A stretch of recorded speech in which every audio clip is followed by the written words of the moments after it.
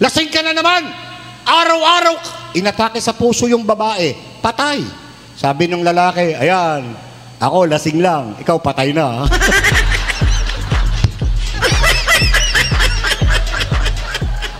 Kaya kahit tayo minsan di umibig, siya lagi lang siyang iibig.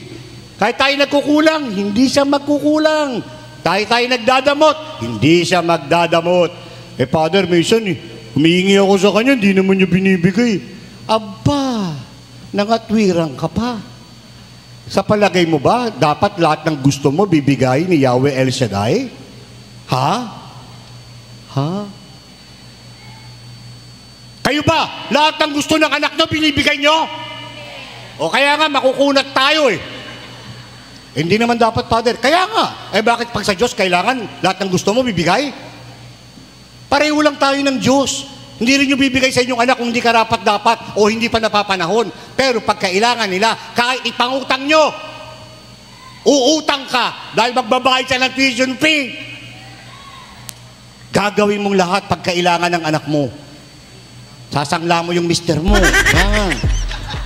Buti kung tatanggapin ng Cebuana yan. Wala ka na bang ibang taong maisasangla? Mukhang gutay-gutay na yung sasangla mo. Kaya naman nagkagutay-gutay tsura ng mister mo dahil sa inyo eh.